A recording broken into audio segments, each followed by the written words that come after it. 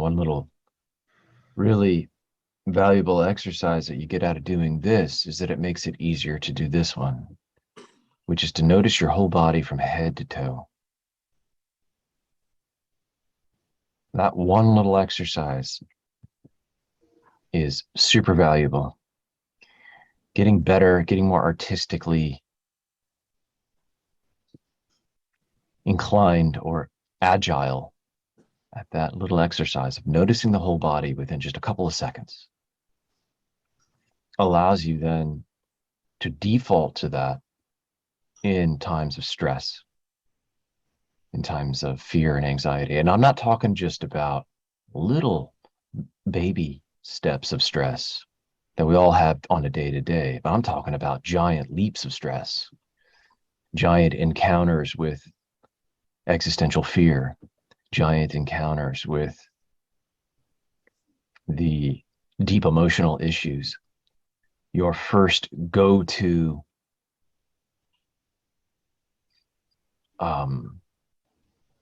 badass talent is to be able to drop into the body and to fully experience it with the body, with your heart, with your emotions, with your attention, as opposed to just experiencing it up here in the head.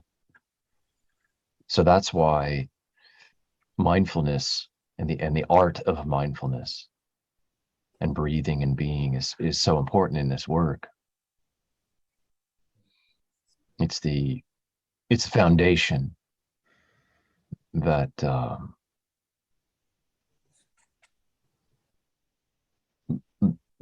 gets better and easier the longer that you do it. But it's a beautiful little life trick, little life hack to be able to have that little skill again for both the big earthquakes and for the small earthquakes. It's what got me through the big earthquakes, is to be able to calm and relaxation quickly. Yeah. Just takes the tension out. Yeah. It does. It's a really and I think what a lot of people kind of get frustrated by that process because it's not an instantaneous skill. Right. It does. It's where it separates the boys from the men. You know, it creeps up on you. Yeah. Yeah. It does. Like and go ahead, Tom. Oh no, and it's funny because it's just the serendipity and the like synchronicities of everything happening. It's kind of one of my biggest fears is dental work. It's kind of like my final frontier of health right now. And my wife just commented yesterday how she was impressed with how I was handling this pretty traumatic experience, and and I had this kind of realization. It's like, well, it's what I've been doing all this work for in the last 5-6 years of like meditating and being more mindful and just being able to kind of compartmentalize things. And like this traumatic experience doesn't define all dental work, or it doesn't define my entire day. It was the moment of ow, really bad pain, but I know that it was just one thing. So I don't think I would have been able to mentally suss that out, before I kind of started doing all this work. Yeah. Resilience is the word that's used. This resilient ability to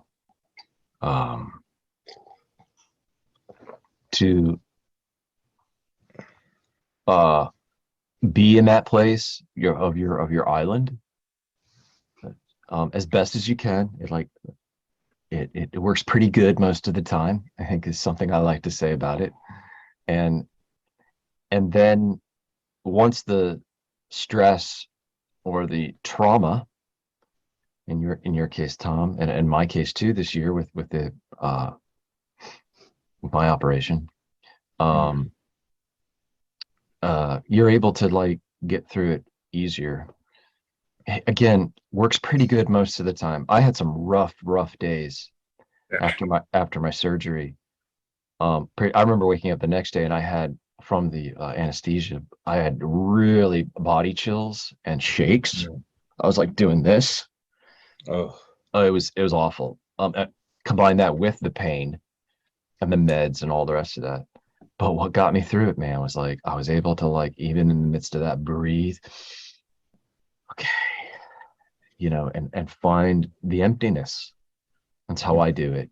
Because to me, there's no difference between finding my body and finding emptiness.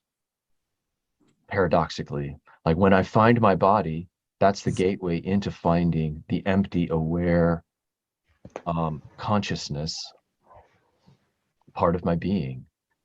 Every time I had the chills and shakes like this, and my body was tensing up, I'd breathe, I'd find it, and it would just dissipate.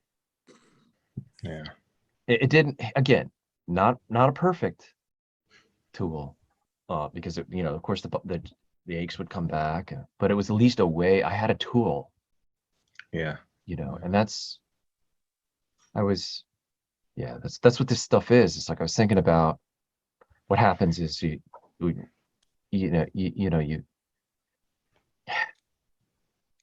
it's so paradoxical. When we start off in spirituality, we're trying to escape this and that and everything, including our bodies. And then you come to find that it's actually the gateway, the doorway through and into is actually your body. Your body isn't separate from any of the happenings here. Yeah. I think, that little breathing exercise we just did is you have those moments where pain and stuff hit you and then you feel the tension immediately. But I don't realize throughout the day how much that tension just slowly builds. Yeah. I jump into the body.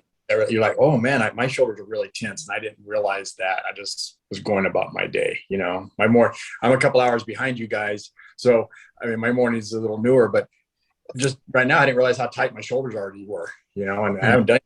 I've just kind of move around. And I was like, builds quickly without noticing it until you get in there. It does. I know what's also amazing about, I've had this work that we're doing right now. Mm-hmm. This is open-eyed meditation is basically what this is.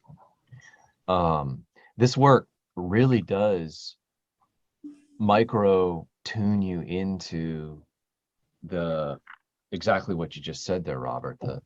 The tensions that I didn't even know that I was tense until I actually got back into my body. And there's where I'm getting at with this is basically your body's always communicating to itself, to you, to the aware part, to the emotional part. There's always an inner cross talk communication going on, but we're so lost up here, we don't hear it, that we don't listen to our bodies, and the wisdom of the body is a profound thing that over the course of my spiritual path and engagement, I was astounded by the body's wisdom and not just like little soft, subtle shit.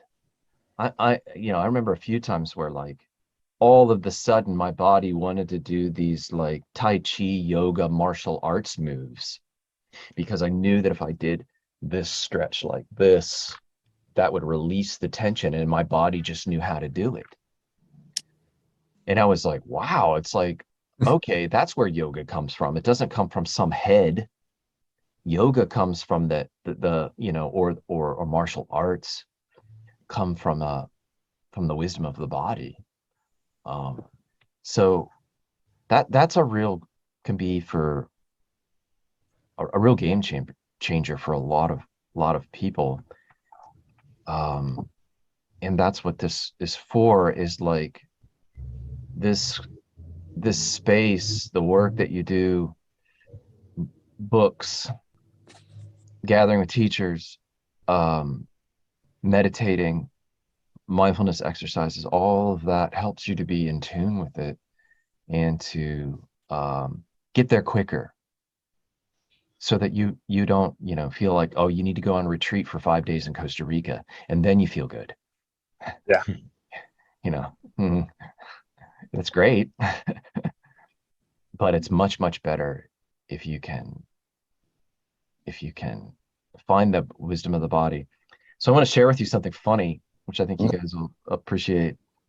So here we are talking about the wisdom of the body. We're in this little spiritual gathering, right? So what did I do last night? I went out to a bar and threw axes. Nice. Nothing wrong with that. Yeah, it was, but it was so beautiful. And I was like, I wanted to mention it today because I think um, the trifecta of this work is no doubt the intellectual and the philosophical, but then there's also the emotional psychological, which is a lot to do. You know, I wrote a lot about that in book one, and both you gentlemen have done a lot of that emotional psychological work. The other element, which, because we're on this topic right now of body, is really of finding an art form that appeals to your body. And for me, I was a musician. That was an art form that was really, when you're in the groove, you're in your body, and it really, really helped me to be in the body. But I also fly fishing, big body, really zen. You know, in the river, walking, dangerous currents, rocks. If you want to, you don't spook the fish. You got to know how to cast your line. Very, very in the body. So that kind of like getting in that body zone, Yep. throwing a hatchet at a wall included, um, is important to this work. It's important to this work, and it doesn't matter what your thing is. It can be biking, it can be running, it can be kayaking, but it is getting in that zone without having to, you know, meditate and read and just finding your own joy is part of the one of the like three elements, I think, of this work, where when they all kind of come together, you really feel like right now when I teach, when I'm doing this, I'm very much in that zone. My body, like I snap right back into it. And it's this great feeling of just being completely present and just at ease and at peace. And it's a wonderful feeling. And but you don't need this to do that. You know, you can I get that through fly fishing. You can. Yep. I had a little bit of it last night throwing an axe at a wall. You know, if you drink. Yeah. And it was like I kicked ass too, because I was so like a little bit Picked of axe. a little bit of alcohol will, for me, like just loosen myself up. Too much alcohol and I'm gone. Be present right in the body. And I was like, yeah, I was really good at it. And I was just thinking about that. That's because I was so present in the body. I quickly learned the muscle memory that it takes to throw this particular poundage axe from this distance at a wall to make it hit a target. And it took me about, you know, I don't know, 10, 15 minutes before I got that. But then it was like I stepped right up, bang, every single time. And that is again part of this work of finding that zone that's different for all people, whatever that might be. But if I don't know what you guys have, maybe you want to share some of that. Sure. That would be awesome.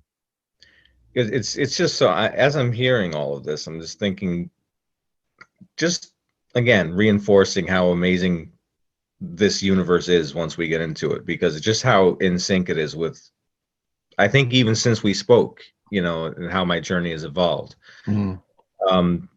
Rob, I just to kind of share a little bit, I had shared with Jeff, I lost about 100 pounds in a year. I was overweight and really unhappy with my body.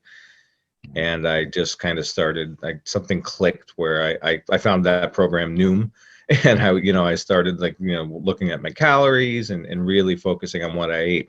Long story short, I'm much healthier now than I have been in the past. And so I had the food and the eating kind of down, and that enabled me to walk more. Whereas in the past, if I had tried to do that when I didn't really have the weight loss in check, I would have all these pains, all these aches and pains. You know, my whole body would just kind of rebel on me. Anyway, over the summer, I really developed a walking habit, I guess, where I'm trying to do about, you know, I'm not like setting like, oh, I have to do this much, but I'm doing anywhere between like 2 and 4 miles a day. Wow. Most of the time. And, you know, I'll just throw in my earbuds and have a good podcast or some music and just, I'm in it, you know, and I'm walking. But I'm finding it just jives with everything. Because as you're saying, it's like, I'll have these realizations where I don't have to be in my head. Yeah. You know, I can be everywhere. Like I can be in my body. And the weird reciprocal effect that has is that then once I go back into my head, I'm in my head, but I'm in my head in a much different way. Yeah. It's almost like I go, I don't have to be in my head. I get in my body, and then I go back into my head, and it's a much different focus. It's more diffuse. Yes. And so like I'm a teacher, so I teach high school in the South Bronx, and throughout my day now, like my teaching is even more physical in the sense that I'm around the room a lot. I'm able to kind of zero in on the students I need to and get to them, you know, and within their, you know, it's just changed everything. So yeah, as I'm hearing this, and it's all like, wow, you know, it's this universe coming together.